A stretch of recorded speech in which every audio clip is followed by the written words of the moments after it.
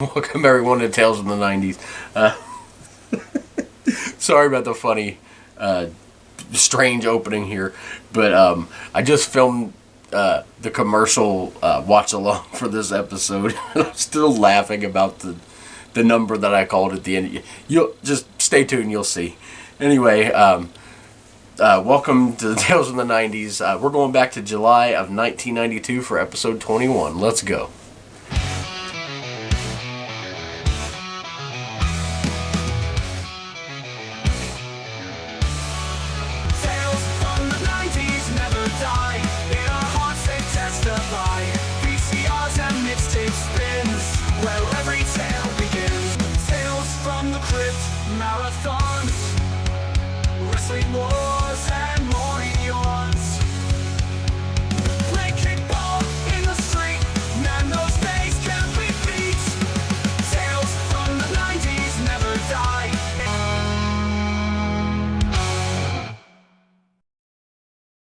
I'm still laughing about that.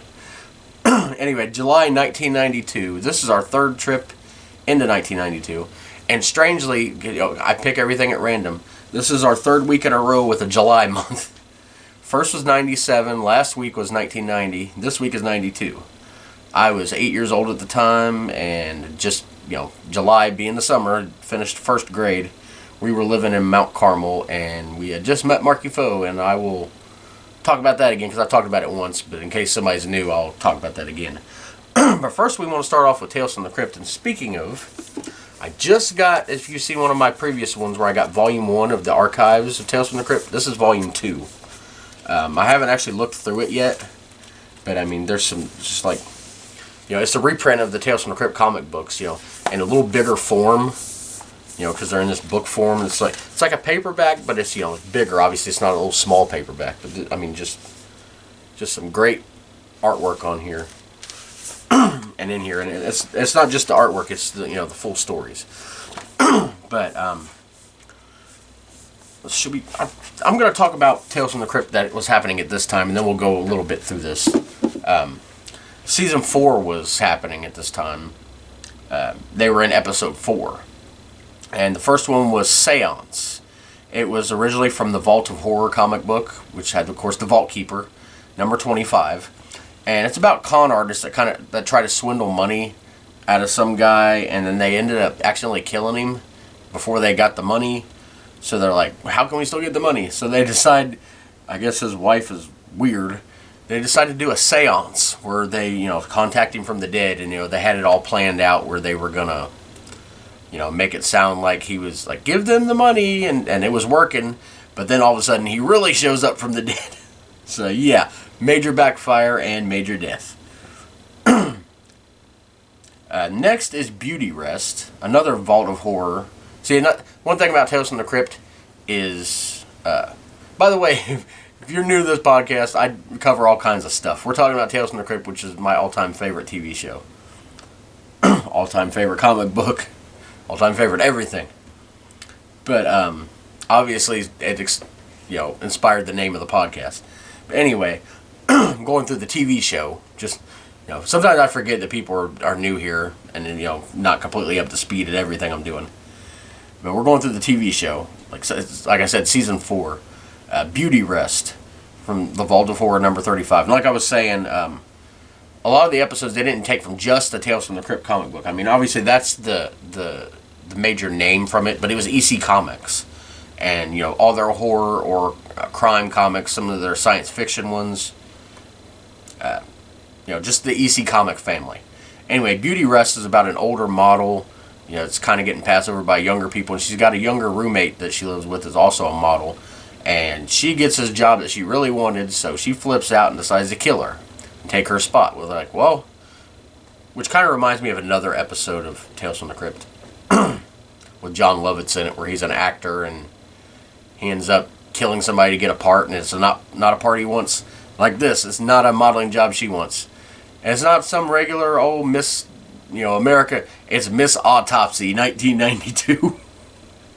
It's like, yeah, you killed somebody, and now they're literally going to kill you on stage. And classic. If you don't know Tales from the Crypt, obviously it's horror, but they do a lot of twist endings where somebody had done somebody wrong or killed somebody usually ends up getting what happened to them in even more of a gruesome fashion. Kind of like a morality type play, saying, be careful what you do because it could come back to you even worse. But another episode is What's Cooking from the Haunt of Fear, number 12. The Haunt of Fear was hosted by the Old Witch. What's Cooking is a good one. It's got Christopher Reeve in it. One of his last few acting roles before he was paralyzed, actually. And him and his wife own this diner, and he's like serving squid, and like nobody's coming in because nobody wants squid, I guess. Then everybody eats all that weird stuff. But they got this guy helping him. His name's Gaston, and he knows the restaurant's failing, and their landlord's trying to shut him down. Well, Gaston ends up running into the landlord, and I don't know if it was the landlord first or somebody else. Anyway, the guy just starts killing people and cutting them up for food. And at first they don't know what's going on, and then the Christopher Reeve's character finds out, and it's like, we can't stop serving them now. And finally, let's just say Gaston is what's cooking at the end. And the last one of the month is the new arrival, again from the Haunt of Fear, number 25. This has got Zelda Rubinstein, from, obviously she's the little woman from Poltergeist. She's got this daughter that won't ever behave, and she's tried all these psychologists, and they're not helping. So she calls into this radio show, and this host decided to come out and try to help her. And anyway, turns out the girl's like a freaking monster or something. She's got like a skeleton face. She's alive, so she's not like a dead person. It's not like the old woman was like making her up, but she's obviously some kind of monster or something. And they got like the cobweb skeletons of all these psychologists that have tried to help them over the years, and the new one, name's Dr. Getz, is up next. But yeah, that's Tales from the Crypt from, whenever I talk about Tales from the Crypt, I talk, if I'm going through the episodes, they're the episodes that aired that month. And again, I picked these months and years at random. Like I said, last week we did 1990, this week we're on 92, the week before was 97. We're going to run out of Julys pretty soon because, only so many years in the 1990s. But anyway, this Tales from the Crypt here, I'm not going to go through it. I'm just going to look through the stories and see if I recognize any from the TV shows. By the way, I read the whole first of the book of the archives. It was so great reading some of these comics that I've never read before, because a lot of them I've never read before. I've only read a few of them, that were reprints from the 90s, and obviously I don't remember them that well. This has Tales from the Crypt, number 23 all the way through 28. So I got six editions in here. And I'm trying to see if there's any... Hey, Seance. I thought it... That's the one I just talked about. I thought they said that was Vault of Horror. Let me look at this real quick. It's hard to tell because they changed a lot of these stories. If, in case you didn't know, a lot of the stories from the comic books are like a whole lot different than the actual, the TV shows.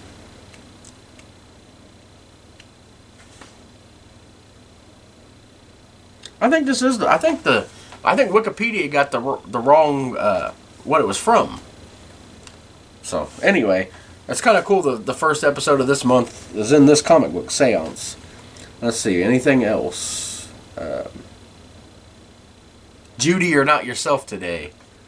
That's a good one. It's about, I think I've talked about it on the podcast before, about this witch that comes and switches bodies with her necklace, using her necklace, switches bodies with this younger woman and her husband. It's a weird episode. Yeah, I've talked about it before. It's a weird episode. You can look up any of these on HBO, by the way, all these Tales from the Crypt episodes. I believe they're even uncut on there. Love to Death. That's another good one I've talked about before. Tom Hanks directed it. It's about this guy who's, back in the 90s when you had video dating services, he would go and look for these older rich women, obviously, marry them, kill them, and inherit their money. Well, his luck ended up running out on that one. Like I said, Tom Hanks directed that and had like a small cameo in it. The Works and Wax. I recognize that because that's an episode of Tales from the Crypt Keeper, the cartoon version of it. I don't remember exactly that episode because I haven't seen those as much as I've seen the regular Tales from the Crypt. But yeah, that's a Tales from the Crypt Keeper one. Drawn and Quartered. That wasn't an episode, but I remember because I have the Tales from the Crypt, the EC archives, which gives a history from basically the beginning of comic books and beginning of EC Comics when it was Educainment Comics, all the way through the show basically. And when the book ended, they were, the show hadn't been canceled, but luckily it had all 93 episodes, and then it got canceled like right after the book came out. So luckily it has all those in there. Anyway, I remember that as being one that they took to the Senate hearings when they were trying to get comic books banned for leading to juvenile delinquency. Drawn and Quartered was one because they had the body like taken apart, and that was like, oh God, you can't show this to kids because it's going to cause them to be juvenile delinquents. Yeah, that doesn't cause that. Anyway, it basically led to the end of the comic books. I'm giving a whole history of Tales from the Crypt here. This is Tales from the 90s, not Tales from the Crypt. Any more on here? Well Cooked Hams. I can't remember. I know that's an episode. I just can't remember the details of that one. It's one of the ones I haven't seen the most out of some of the other ones. Let's see. Oh, the last one, The Ventriloquist Dummy. That's a good one. It has Don Rickles. He's a ventriloquist, and it turns out that he's not just controlling the puppet. He's got his brother, some weird version of a Siamese twin where his hand is his brother and he's evil. That's a crazy one. But yeah, definitely check these out. I got this from Amazon, $16. I think the one before it was $13. 6 editions of this. Obviously it's not original editions because you'd be paying out the freaking butt for that. But if you like Tales from the Crypt or even just old comics from the 50s or horror in general, check those out. I'm hoping I get the whole collection of these things. We're going to move on now. Like I said, we talk about different things on here. We're going to talk about music. And kind of use this as an episode to try to remember to explain more about things. I can't just run quickly through things because there might be people that are watching this for the first time, and decide to start with this one. Because obviously these are made you don't have to watch in order. But music, my type of music was always country music in the 90s. Oh, and all times, I should say. I didn't really get into any kind of pop music to the very late 90s. So I definitely wasn't listening at this time. But for music, I like to give the number one songs that were in the month. Sometimes it's one song, as we'll see here. Sometimes it's multiple. With the pop songs, I always find they spend weeks and sometimes months at the top. Country songs usually only a couple weeks because they're really competitive because, just, I don't know, it's just the way the charts were. But I take the Billboard Hot 100. And number one for the whole month, plus another week in August, making 5 weeks total, was Sir Mix-a-Lot, Baby Got Back. Everybody knows that freaking song. You could have never even listened to anything and that song from somewhere. That song is just hilarious, One of the freaking first rap songs I ever remember actually knowing. Like I said, I never even purposely sat down to listen to it. But like I said, my favorite music of all time is always going to be country music. I kind of stopped listening to country radio around 2015. I couldn't take it anymore. But by the way, give a quick plug because I forgot. Actually, I'll get into that after this. I forgot to mention the bonus episodes coming out. I'll get into that after this, but I want to continue with the music. Like I said, I listen to the American Country Countdown. Always on Sunday mornings from 9 to noon. They do the top 40 songs of the week. Number one for 3 weeks straight was Wynonna Judd, I Saw the Light. This was definitely the time of her, her solo career just started after, the Judds had to shut down because Naomi had, can't remember, it was hepatitis something, I can't remember. I know recently she just took her own life the last couple years. Obviously she had, stuff going on in her head none of us could understand. But yeah, Wynonna Judd, sorry to bring them down there, but Wynonna Judd just started her solo career after the, like I said, the Judds had to quit. But she really, those first couple albums she had, she was number one all the time. I don't know why her career didn't end up panning out more than it did. But then the final song of the week, or the month, was spent only 1 week at number one. I was surprised. Was Garth Brooks' "The River." That's such an iconic song for him. Maybe it's because it didn't sound like the countryest. It was more like, if anything, you'd call it a folk song. Folk. I don't know how to say that word. Folk, I think. Anyway, a couple album releases from this month. Chris Ledoux. Of course, speaking of Garth Brooks, the huge influence on his music. Chris Ledoux, if you don't know, was a rodeo. He rode in the rodeo. I don't know what you call it, rodeo guy, rider. He was in the rodeo, but and then he ended up becoming a country music singer, and he really is where Garth Brooks got kind of his style from. I mean, Garth Brooks was always, already, besides listening to country, was watching and listening to like the 70s rock acts like Kiss, and just all the different. He basically took country music and put a rock element as far as like stage show goes. All the crazy stuff that you hear about Garth Brooks doing, jumping off the stage, running around.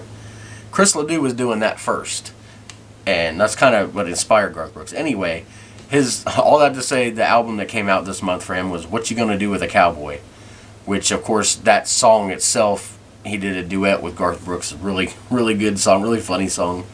A couple other songs from the album is "Look at You Girl," a nice love song. He wasn't known as doing many love songs. His were always kind of, the rowdy kind of songs. Speaking of that, probably the biggest song from that album was "Cadillac Ranch." It was a funny story song about, a family where they own a ranch, and, he said at the beginning, the well went dry and the cow did too. So they don't know what to do, so they turn the ranch into like this like bar, and it's a funny song, but definitely a 90s type song. The other album that came out this month was Marty Stewart's "This One's Gonna Hurt You," and of course that album title out. I can't talk. The title cut, the title song, whatever you want to call it. That's what it's always called whenever there's a song out that's the title of the album. I think the title song, title cut, whatever. Anyway, that was a huge duet with Travis Tritt. "This One's Gonna Hurt You."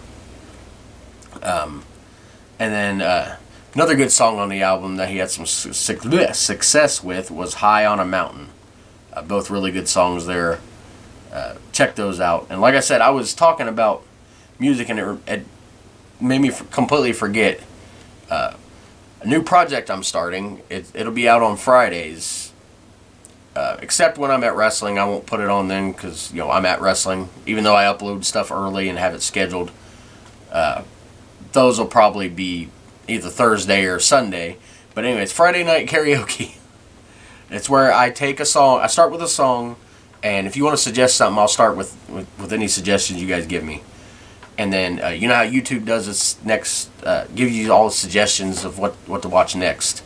Well, I take the next 3 songs that I see, and I choose one of those to do, karaoke. And I do 5 songs of video. And I've already done one already, so be looking for that this Friday. This video should come out Wednesday, so in 2 days, look for that. Probably be 8 o'clock at night, probably. But, anyway, whatever the song is, I'll do it. If I don't know the words, I'm not looking up the lyrics. Sometimes karaoke songs have the lyrics on screen. A lot of times they don't on here. So if I don't know it and I mess up, I mess up a line in the one I did today because I was looking to see what was next. But anyway, I'll leave all the mess ups in. Like I said, we do 5 songs. The first one I pick, or you guys can pick even, if you want to. And then we go from there, and if I don't know the song, I'll just make up some words. But another bonus episode that'll be coming out. Trying to do one bonus episode a month. The Friday Night Karaoke is going to be a regular series. I don't know if I'll probably post it on the podcast page too. I don't know. Maybe you look for that on my personal page because it's not. I don't want to put too much stuff on the 90s page. I don't know. We'll see. You'll see where it ends up. I share it anyway, so it'll be on mine anyway. But anyway, I'm trying to do a bonus episode, once a month. February's was my top 50 Nickelodeon episode. But I'm filming this March 3rd, so this episode will be out sometime this month. I don't know when. But the bonus episode for March is going to be focused on WrestleMania. Now, I know this year WrestleMania is in like the middle of April, like the latest it's ever been. But back in my days, WrestleMania would either be the very end of March or the very beginning of April. So I just decided, because there'll be a ton of WrestleMania stuff coming out more in April towards when it comes. I've decided for March that I'm going to do my WrestleMania. It's going to be called WrestleMania Memories, Moments, and Matches. I'm going to give my memories of watching WrestleManias, the top moments, the top 20 moments. I've actually already got my whole list done for this. I just need to record the video. But my top 20 moments, which some of those moments can be matches too, but they're more about the moments. And then the matches, and it's all judged. It's not like, I'm some kind of expert on what a good match is, I know what I like. But anyway, that's some bonus stuff coming up. I meant to say at the beginning, I was too busy laughing about the commercials you'll see. But actually, that is kind of a good segue between music and wrestling, because next I'm talking about wrestling. On here, I try to talk about the wrestling pay-per-views and title changes and just different, important news. The only pay-per-view this month was the WCW Great American Bash, July 12th from Albany, Georgia. It was the 8th annual Great American Bash. And the main event, Big Van Vader defeated WCW... Actually, it wasn't the main event, actually. I'll get into that. But Big Van Vader defeated WCW World Heavyweight Champion Sting to win the title. The main event was actually the finals to a tournament to determine the very first NWA World Tag Team Champions. Now, I know that sounds kind of strange, this being 1992, and you're like, okay, how did the NWA not have World Tag Team Champions beforehand? Well, I was wondering that too. So I kind of looked it up, and from what I've read, they actually allowed different territories within the NWA, because if you don't know anything about the NWA, obviously you know WWE from wrestling, it's one company. The NWA was one company, but they had all kinds of little territories in it. So, there would be, like, for instance, Jim Crockett Promotions ran out of the Carolinas, and, they would go to Georgia some. Then there's a group from Florida, and then there was one from Kansas City, and they all had their, areas, and they didn't, like, cut into other people's areas. And it was all, the NWA is kind of like a governing body. Think of it like the NWA as Major League Baseball, and the territories as teams, although it's not obviously not the same. The teams didn't compete against each other. You know what I'm trying to say. But anyway, they let different territories, create their own version of like the NWA World Tag Team titles. But they actually created the very first ones that were just recognized by the whole NWA.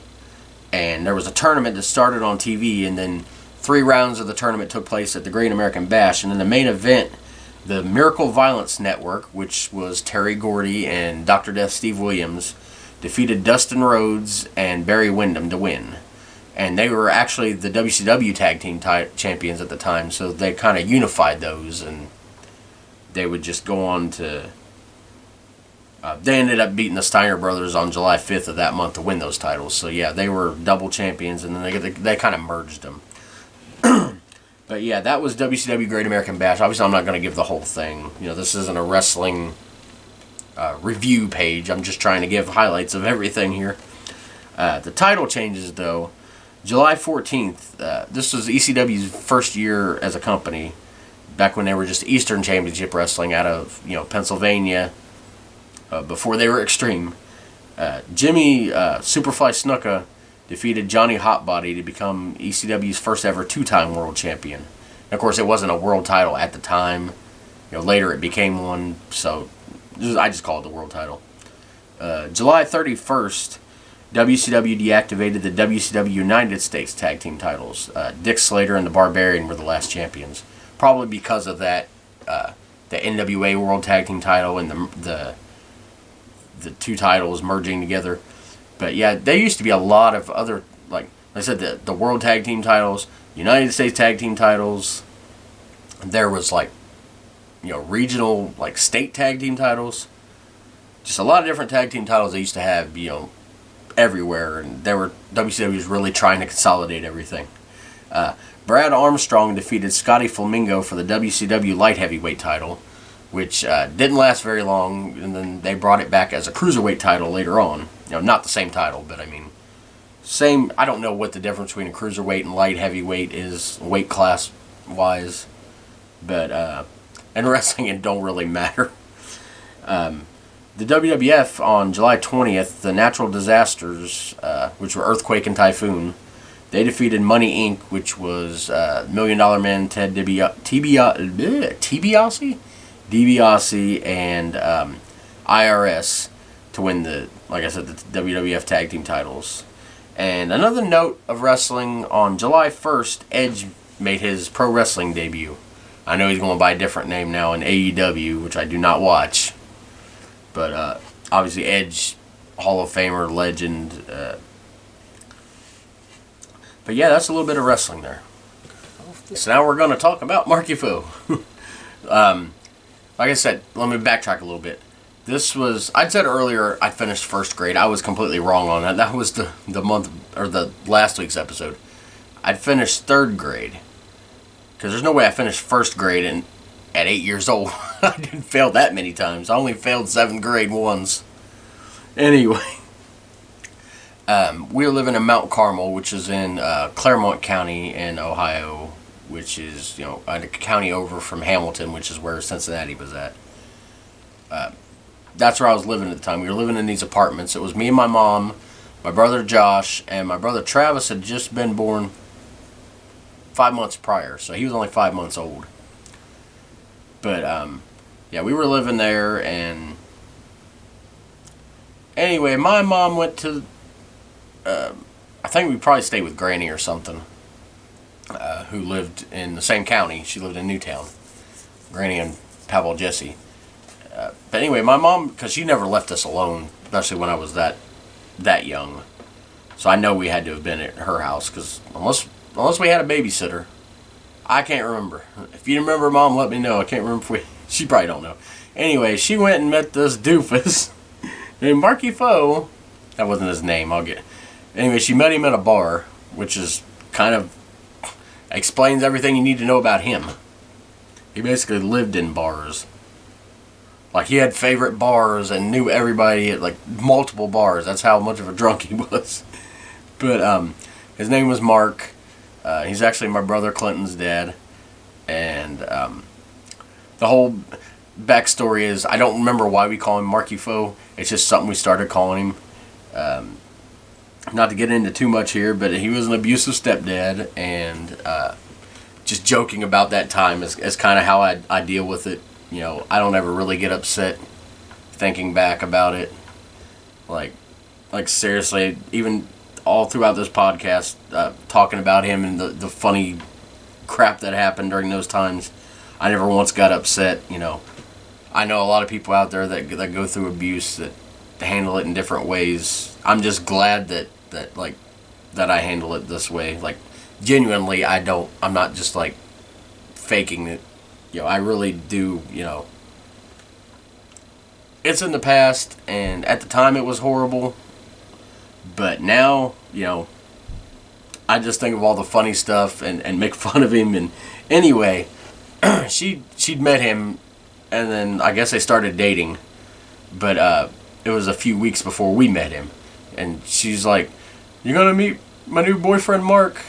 He looks like Hulk Hogan."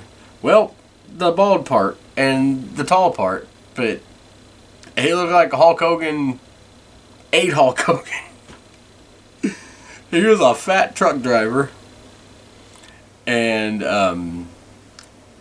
yeah, of course he was nice to us at first, and then we ended up moving to Norwood during this year, I think, the very end of the year, and of course his true colors would eventually come out. And said he's dead now, and I'm not trying to talk too bad about. I'm not one of them. First of all, I'm not one of them people that if somebody's a horrible person and they die all of a sudden, oh, they're the greatest person ever. Everything they did wrong is gone. I'm not one of them. But at the same time, just in case anybody's watching this that cared about him, you know. I'm not trying to disparage, you know, but at the same time, I'm not gonna lie, you know. Stuff happened, you know. I had a glass plate broke over my head that I've still got a scar. Like next time, well, I haven't been getting my head shaved. I've been getting, you know, actual haircut. But if I ever get my head shaved again, you could see the scar. You know, punch, you know, verbal abuse, you know, just horrible like punishments that that you wouldn't even expect the freaking Chinese government. I don't know. I'm trying to be racist here, but like, you know, some foreign government to torture people with.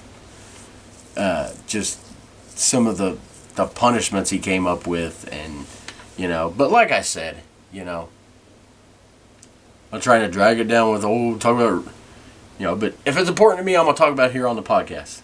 You know, had a lot of bad memories that have somehow over time just become hilarious. And this all started, by the way, in like the late 90s, early 2000s with the Marky Fo radio show, which I'll do a whole bunch of stuff in a podcast about that. It was just basically me and my brother sitting around a tape recorder I had and just making up parody songs and then telling funny stories about stuff about Marky Fo. That's basically, I think we were all like healing basically, because me and Josh got the brunt of everything. You know, Travis was young enough, and it was Marky Fo's little buddy there. Like literally, he would like hide money and say, "Oh, whoever finds it gets it," and then tell Travis right where it's at. You know, but you know, I'm not like bitter at that. You know, I'm glad Travis didn't have all that stuff happen to him. You know, but like I said, it's just basically a way of me and Josh to like cope with everything, and you know, we ended up having fun with it. You know, I don't know how he feels about everything, but to me, you know, I can look back and laugh. And I spent way too much time talking about this, but just in case you've never seen this before and you hear me say Marky Fo, you know, that's what I'm referring to. There's a lot of funny stories that some I've already told and some to come in other episodes, you know, when it gets to that time period. But I just want to give a little bit of backstory. And like I said, I'm not like, you know, trying to say he was a great person or trying to, you know, I hate him, you know. It is what it is. I made my peace with it. You know, I forgave him. And, you know, that's one thing that some people can't do, and I don't ever say, well, you should have to forgive. I mean, I know what the Bible says, but I'm also not, you know, telling people, you know, you have to forgive somebody. You know, a lot of people can't forgive people for what they've done, and you know, that's completely, you know, that's how you can't do it, and you know, don't do it. But it is very true what they say about sometimes forgiveness is more for yourself than the person you're forgiving. And that was my dog screaming. I forgive you for messing my podcast up. No, but sometimes, like I found, like forgive him and move on and make fun of everything is a lot better than sitting around, you know, thinking about everything. But anyway, this has been Psychology with this idiot on the podcast. We're going to move on to talk about TV. I've talked about a whole bunch of not every show, but almost every show that I remember watching in the 90s. So now I've taken to doing like a spotlight on one show each podcast. And this week we're talking about Matlock. Matlock aired originally from March of 1986 to May of 1995 for 9 seasons, over 193 episodes, plus a TV movie pilot. And some of the later episodes were like 2-hour like TV movies that they would show in syndication later as 2-part episodes. Anyway, it originally ran on NBC from 86 to 92, which is, you know, it had just ended its run on NBC during this time period, you know, July of 92. Then it moved to ABC from 92 to 95. And if you've never seen it before, it's a you know, basically like a lawyer show. Andy Griffith was a defense attorney from Atlanta, and he would always, you know, I don't think he won every case, but almost all of them. Not only would he get his clients off, you know, usually a murder charge, but he'd end up finding out, you know, figuring out who did it, and of course that person would get charged. But and actually Don Knotts was in quite a few episodes from like seasons 3 to 6, I think. Obviously Don Knotts played Barney Fife on Andy Griffith's show. Those two definitely big friends, and he actually defended. He was his neighbor on the show. So he actually defended him in one episode. But 2 of my favorite episodes had Randy Travis in them. Randy Travis, obviously country music legend, but he played a musician, obviously. But he was like a handyman that became that wanted to be a musician. And the episodes he was on, him and Matlock would always do a song together at the end. It was Matlock, Andy Griffith, whatever you want to call him. But that was some fun episodes. But yeah, they ended up, like I said, going to more TV movie things in the later seasons just because they could get it all done at once and not have to do as many. Because, Andy Griffith was getting older. He didn't want those longer shooting schedules. He was in his 60s or 70s at the time. But there's been a reboot that came out recently, like last year, starring Kathy Bates. And I was like, oh, great. They're doing the whole trope that they do now where they change the gender or the race of the original one just to do it, it seems. But actually in this one, it's not like a reboot or it is a reboot. It's not a remake, though. She's not trying to play that character. And in fact, in one episode, she's like, someone asked her name. She's like, I can't remember her first name. She's like, something Matlock. Yeah, like the TV show. So obviously, it's not set in the same world. But I definitely want to watch that. But I definitely want to go back and watch some of these old Matlocks. I haven't seen them forever. My wife always makes fun of me. That's an old people show. Why don't you like Murder, She Wrote? I don't really like Murder, She Wrote. But it's funny. I remember watching this with Granny, especially during the time, the late 90s, when I was staying there for like a month to take care of her after she had surgery. It was after Papaw Jesse died. But I also watched these a lot with Grandpa Wally in the early 2000s when I moved in with him. We would watch this all the time, so great memories of watching those with my grandparents. I guess that makes it an old person show. I don't care. It's interesting. And it's so funny. Andy Griffith's character, he's like just like grumpy old guy. It was funny, the episode. People just make him mad, and you just get madder and madder. But at this time, I want to go to, like I said, sometimes I do the commercial part of the video after. Sometimes I do it before. I don't ever do it like right in order because I have to get up and stop and start things. But we're going to I've obviously recorded this one before I did the podcast. We're going to go to the commercials now, and you can see what was so funny there at the end. At least I found it funny. Anyway, these are Fox. I had written down Fox Kids, but it actually wasn't Fox Kids at the time. It was just Fox Saturday morning cartoons. It was an episode of a cartoon I'd never seen called Stunt Dogs. But let's go to those commercials now. Alright, guys. This is the first week we're doing commercials that are specifically... I can't speak. Specifically for kids. Well, I'm assuming they are. Because this was Fox 1992, the Fox Kids Saturday morning cartoon commercials. So, if you've never seen the podcast before, when I do these commercial watch-alongs, I never watch them beforehand. So I like to just get a true reaction on them. So here we go. Popeye and Friends. I don't remember the Popeye and Friends specifically. This is Fox. Fox Kids really wasn't a thing yet. Says us, take the. Okay. Stunt Dogs. I've never seen this one. Dogs. I love Perry when it sizzles. We shall be right back. Dogs. Weird. Access Hershey's Chocolaties. Should I tell the hamster story about Josh? Hershey's. Probably not. Placid. See, I don't really like Hershey syrup. I love Nestle Quick powder. My wife likes the Hershey syrup, but Nestle Quick powder or the strawberry, both are so good. Love it. Hershey's. Now that's chocolaties. Honeycomb cereal, classic. But it's in the shape. lip smacking honey. The taste is really on and it looks kind of funny. Does this not say 90s? Honeycombs are seriously good. Like, The crunch is in it's the shape. simple, Cup of but funky honey. The crunch is really great. The crunch is on the money.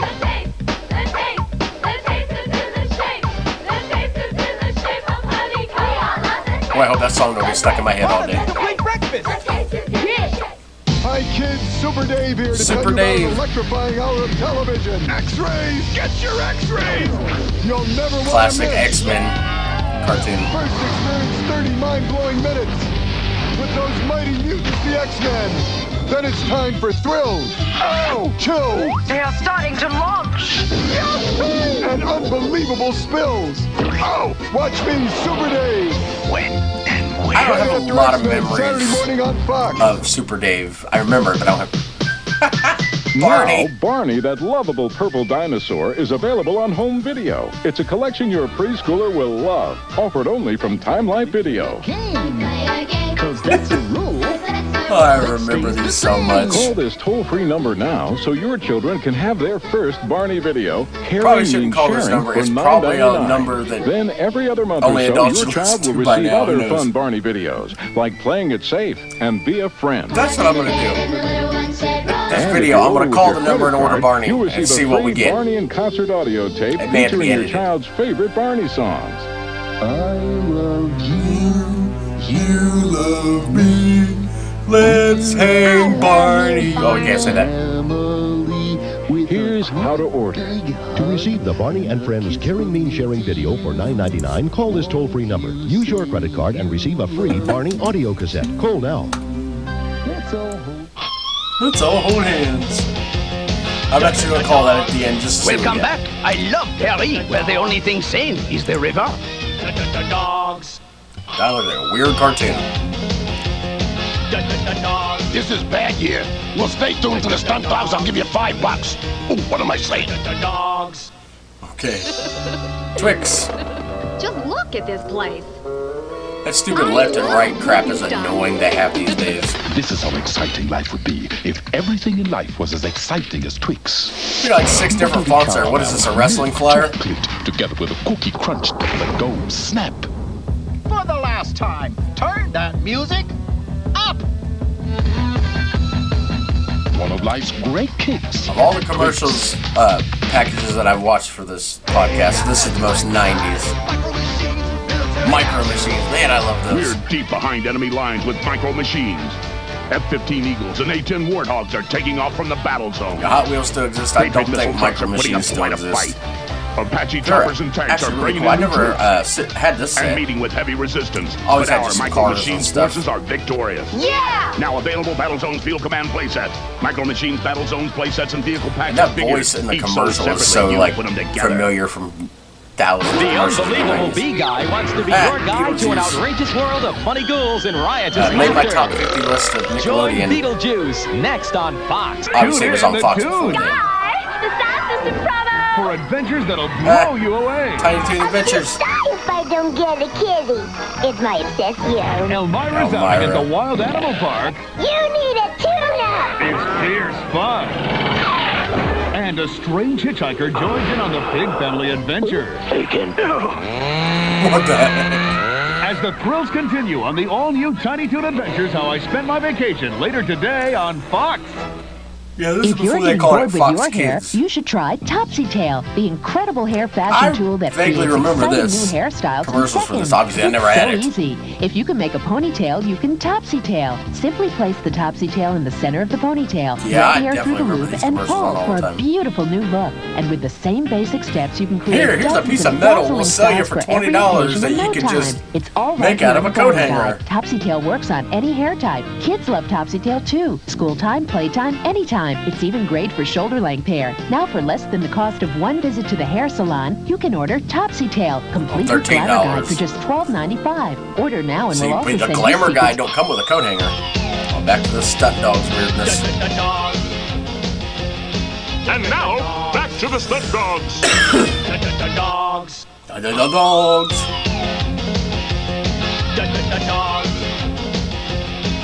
The stunt dogs will be right back. Dogs. Kraft Macaroni and Cheese presents Teddy Bears and I remember Dynamite. those shapes. It's prehistoric I Tony. don't think we ever had them. But Now it's Total Bear by Pony. Take the dish condense it, Tony. Babu! It's Kraft Cheesy Macaroni. It's Kraft Teddy Bears and Dynamite. They're more fun than a bowl full of monkeys. Monkeys? It's a Chainsaw Tony. Or a Surfer Boy Baroni. Don't tickle your funny bony. Ho, ho, ho! It's Kraft Teddy man, Bears these are like and the ultimate of Dynamite. 90s. Just everything like in your face, stuff going everywhere. Eats a Reese's peanut butter cup. I remember these Reese's commercials. Like they were always different. My Reese's with milk. But it always showed like how Scotty Henry's brother Roger eats a Reese's peanut butter cup. People ate Reese's. This is my kid brother. He loves his Reese's, as you can see. But, well, The tall he one eats looks it real familiar. weird. If anybody knows who that is, Raj? unless it's There's just no wrong way some random commercial actor. It's good.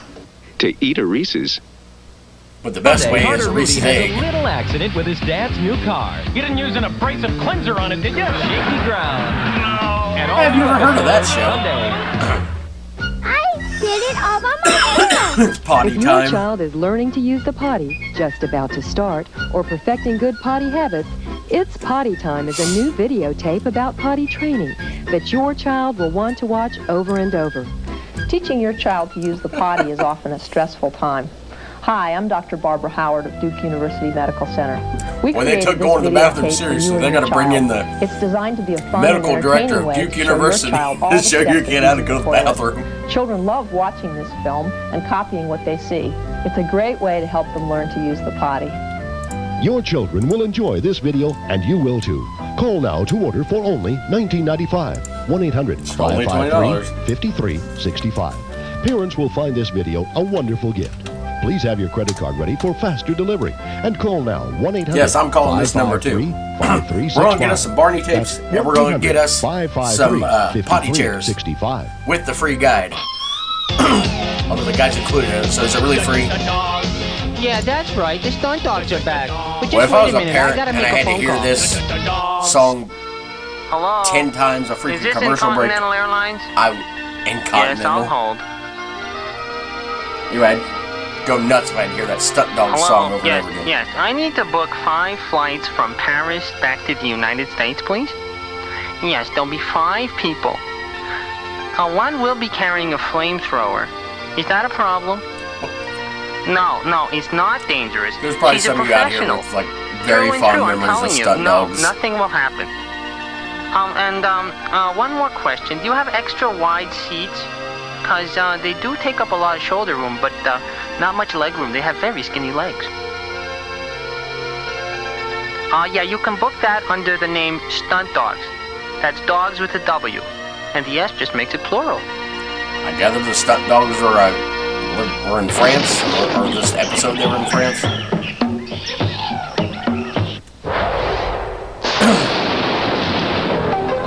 Definitely some interesting commercials on this one. This is Fox.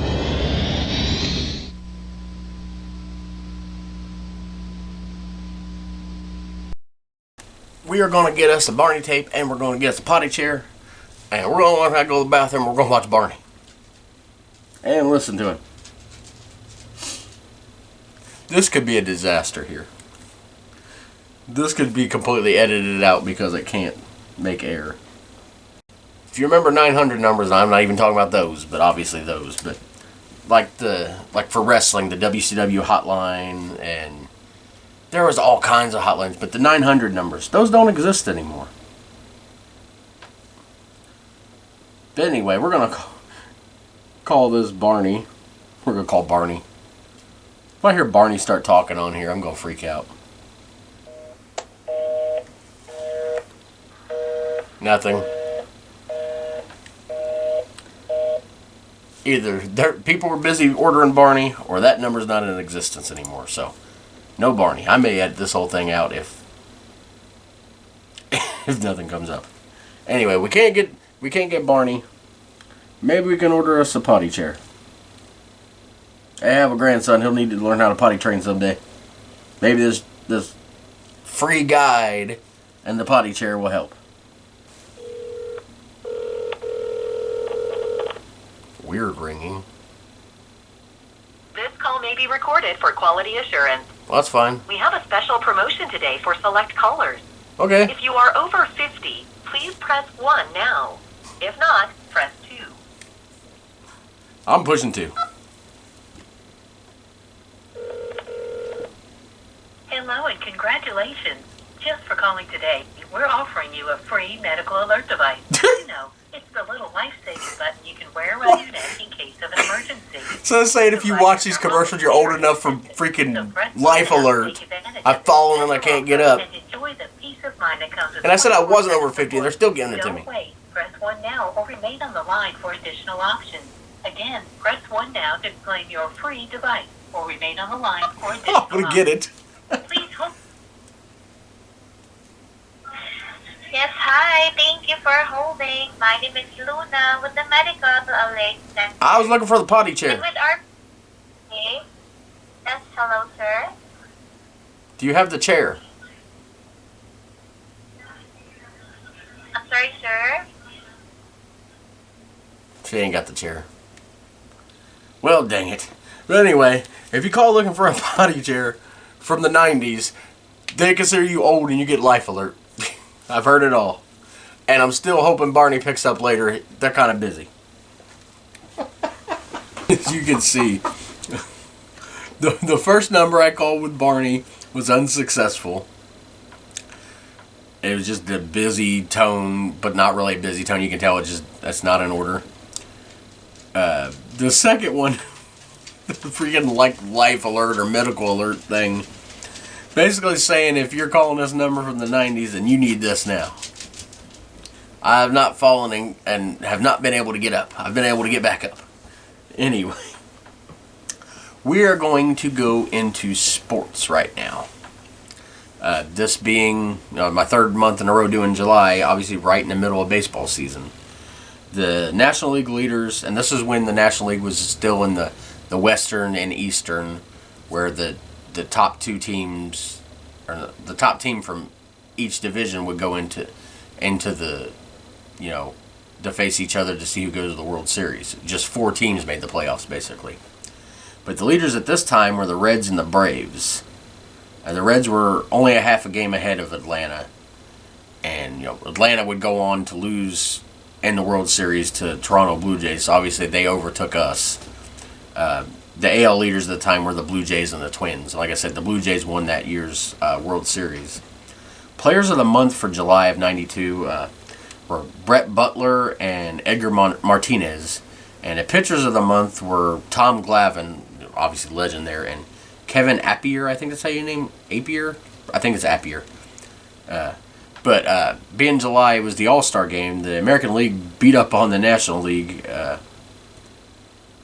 don't have the... Crap, I meant to write down the score of that. It was a high score. This is things I forget to put in the little script here. By the way, when I say script, I don't mean I'm reading word for word, just like little bullet points so I can take off of. But, yeah, the American League, killed the National League that year, and Ken Griffey Jr. was named MVP. I think he had 3 or 4 hits in the game. And this was 12 years, almost to the day that when his dad was named MVP of the All-Star game. The All-Star game this year was played in Jack Murphy Stadium in San Diego, which of course I don't know if it doesn't exist, but at least it's not used by the Padres. They got that Petco Park, which is beautiful. But yeah, Jack Murphy Stadium, definitely one of the older ones. The Reds that made the All-Star game were I can't ever say his name, Norm Charlton, the pitcher, and then Bip Roberts made the reserves, and Mark McGwire won the home run derby. He was still at the American League at the time, with the A's. And NASCAR, Ernie Irvan won the Daytona race for the summer, the Pepsi 400, the night race, and he also won the Die Hard 500 at Talladega. So 2 big races won there by Ernie Irvan, as he's called Swervin' Irvan. And then in the middle of that, Darrell Waltrip won the Miller Genuine Draft 500 at Pocono. And this was the year that Alan Kulwicki won the championship. And actually, yesterday, in real time of 2025, I actually watched my first NASCAR race since I tried to watch a couple after the year Jeff Gordon retired, and I couldn't get into it. Jeff is the co-owner of the 24, and I gave it a watch. It was a road course race in Texas, and like I had so much fun watching. It's like, man, I miss this. So I am officially a NASCAR fan again. I'm going to be watching every week, as much as I can. Going for William Byron, obviously the number 24 driver. Like I said, I stopped watching when Jeff Gordon retired because, it's not like, with, like, say, the Reds and the Bengals, my two teams, no matter who comes and goes from the teams, I'm still sticking with the team because the team is still the team. And NASCAR, even though it was still, the same Hendrick Motorsports, it still felt like, because, the race car is, obviously it's a team, but I mean, it's the driver, more than other sports, Baseball, you got 9 players playing at once. Football, you got, 22 on, 11 on both sides of the ball. But with NASCAR, it's just basically, besides the pit crew and everything, it's with one driver. So, baseball, let's say, you got good fielders and you got your shortstop kind of sucks, Yeah, you're going to make some errors and they're not hitting well, You still got other teammates. Same with football, you got, your cornerback isn't as good as your other players on defense, Obviously you're going to get scored on, but you're not going to, completely be out of it. What I'm trying to say is basically NASCAR, if you got a good driver, that obviously makes up for it, for even if your pit crew's slow. But if you got a crappy driver, you're kind of screwed there. But anyway, all that to say that I'm back to watching NASCAR now, and that was a really fun race. I thought Byron was going to pull it out at the end, but anyway, sorry, talking about today's times. Now we're going to go to one of our big segments. I either pick a Saturday morning cartoon lineup or a Nickelodeon lineup, and the last 3 weeks has been Nickelodeon because July, there's no new episodes, so it's kind of hard, to pick, to get lineups and stuff. Especially, and I won't be doing. Normally I do TGIF, but I'm not doing it now because, like I said, July they're on reruns. I try to only cover like, actual lineups that I can get the actual data for, or newer episodes and stuff. The summertime's always been like rerun time. But we're going to July 28th of 1992. Let me pull this up here. My computer's slow as ever. But this is a Tuesday, so this is a weekday lineup, obviously in the summer.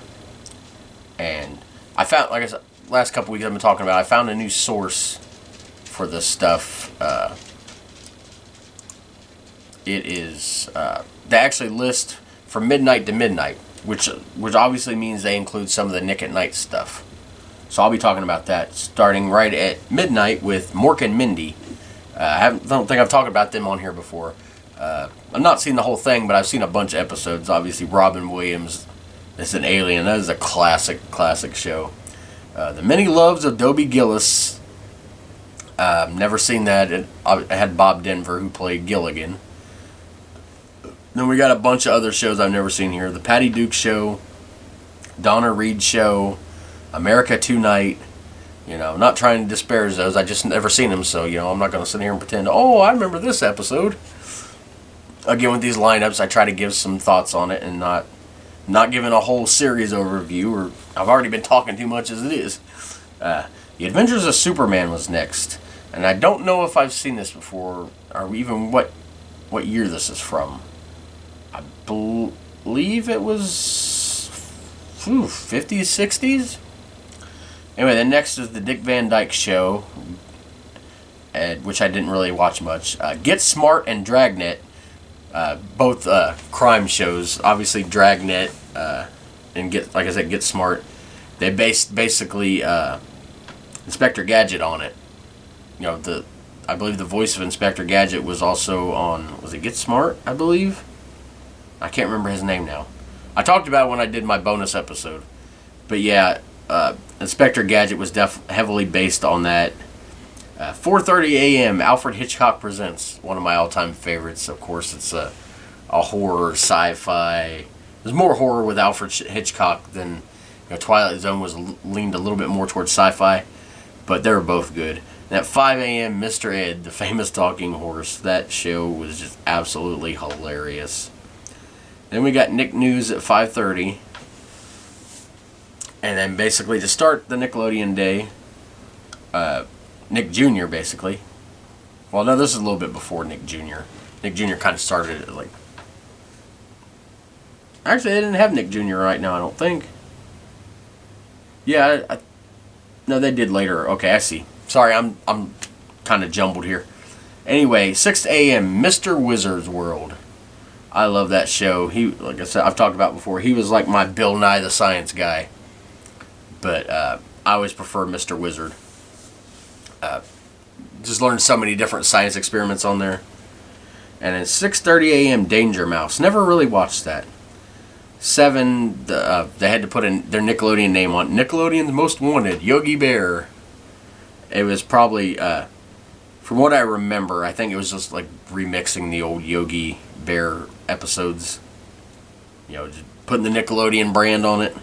They didn't do that with everything, but for some they did it with like later, like after this next one, you'll see what I mean. But next is Inspector Gadget, one of my all-time favorites. Man, I just can't say enough about Inspector Gadget. The theme music, the freaking...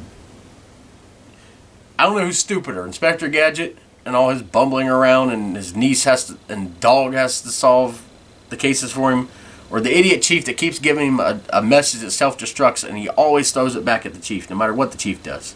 So I said, I don't know who's stupider on that one. But 8 o'clock, Looney Tunes on Nickelodeon, which is obviously Looney Tunes. 8:30 a.m., Dennis the Menace. I love that cartoon. Then at 9, we get Flipper. The classic dolphin that always saves the day, sort of like Lassie. Then at 10 a.m. we start, or 9:30 I should say, we start with Nick Jr. Maya the Bee, I've never watched that. But at 10, The World of David the Gnome. One of my all-time favorites.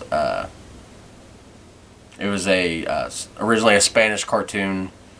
It had 2 seasons, and they dubbed it in the U.S.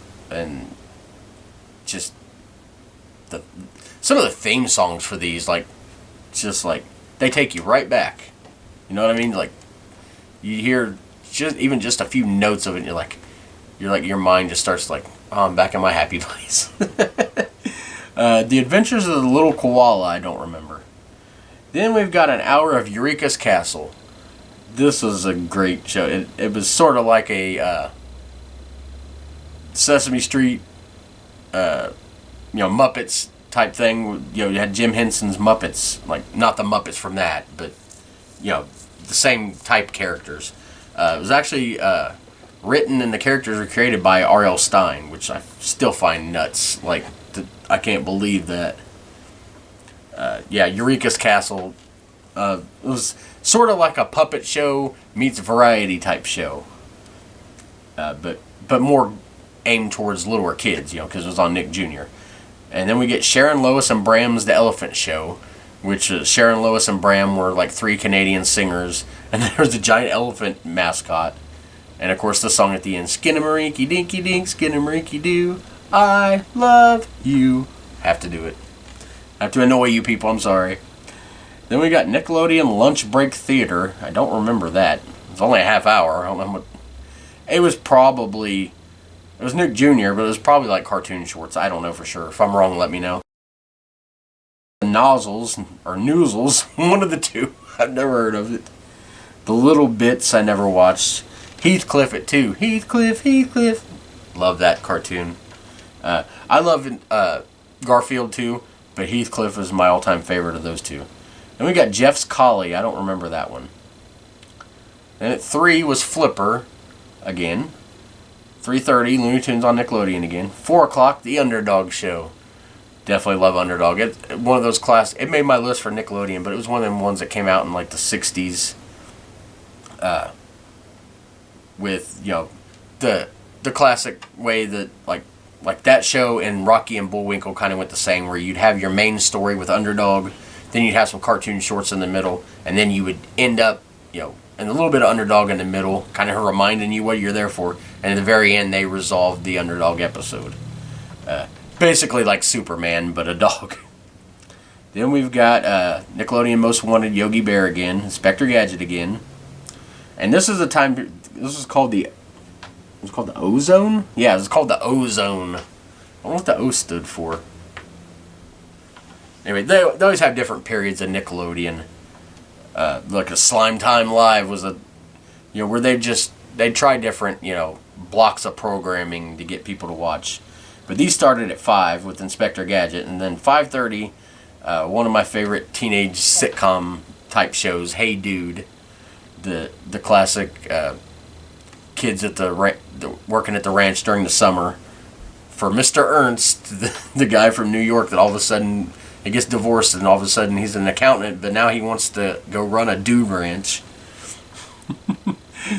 That show was so funny.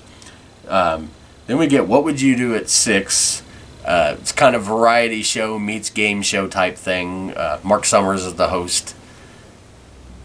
I always remember people getting pies thrown in their face in the pie pod. Then we got 6:30 Wild and Crazy Kids. Sort of like, you know, games and stuff you play outside with a bunch of kids. And there was different teams.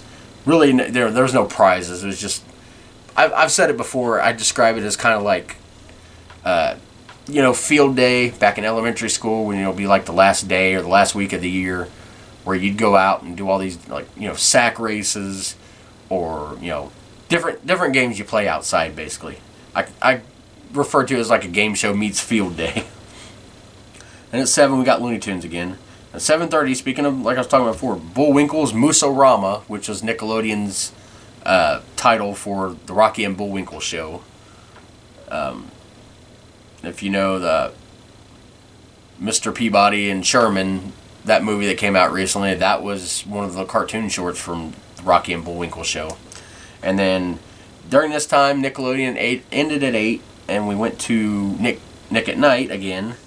And we got the F Troop, which I never really watched. And we got Adventures of Superman again, Get Smart, Dick Van Dyke Show, Dragnet, Alfred Hitchcock Presents again at 10:30. Then at 11 we've got the Lucy Show, which, you know, has been called different things over the time. You know, I Love Lucy, the Lucy Show. I believe there's a couple other names. And then at 11:30 to end the day, it was Green Acres. And I say oh no because I talked about this before. At least once a day, it never fails, for the past 2 or 3 years, I don't even be thinking about the show, and the freaking Green Acres song pops into my head, and it gets stuck there, and I start singing it out loud, but it put my dog's names into it. Yes, I'm nuts. But anyway, that was the Nickelodeon lineup. Just a couple more things to talk about here before we're done. I want to talk about some books.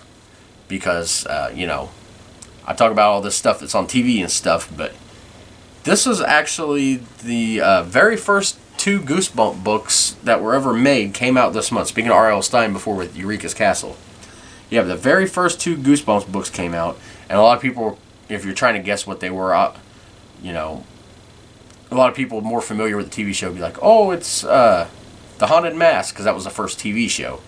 But no, the very first Goosebump books were Welcome to Dead House and Stay Out of the Basement. Welcome to Dead House would become a 2-part episode in season 2 of the show. It's basically about a family that moves into a neighborhood where all the residents were killed in an accident at like this chemical factory. And it turns out they need the family's blood to survive.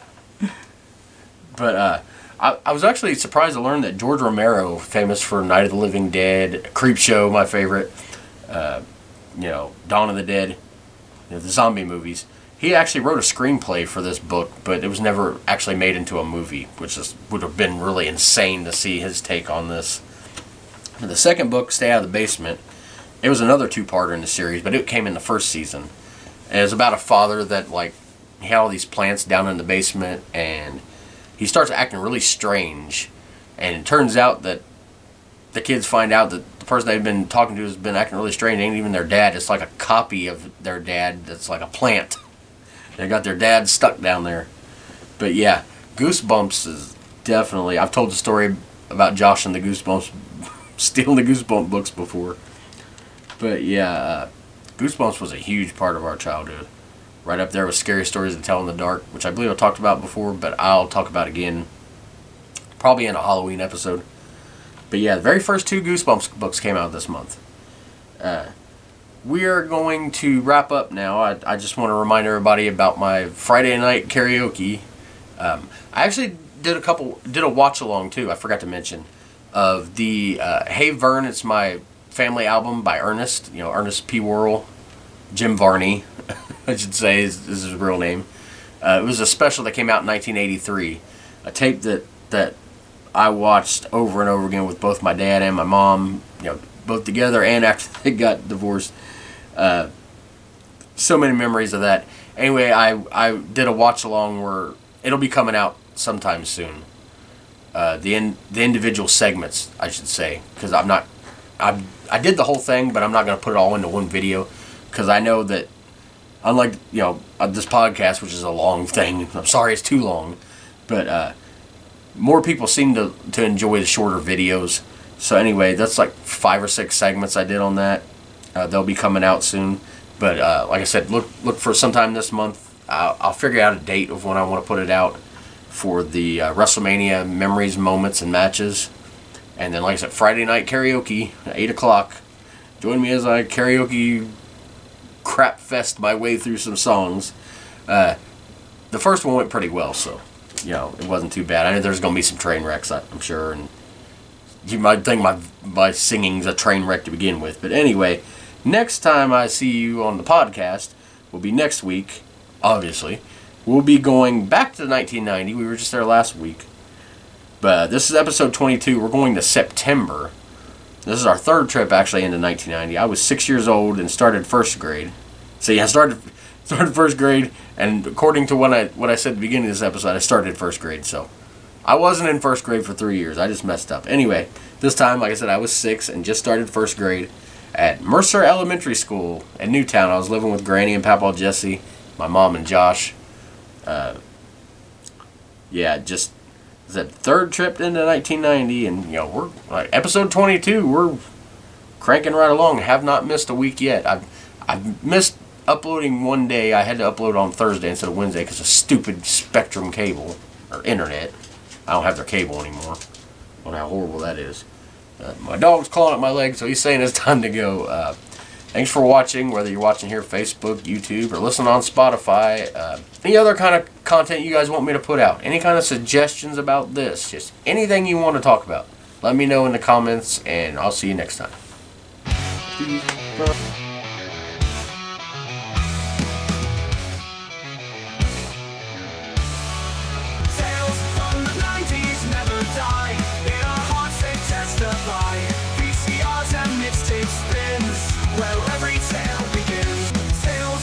Crypt marathons, wrestling war.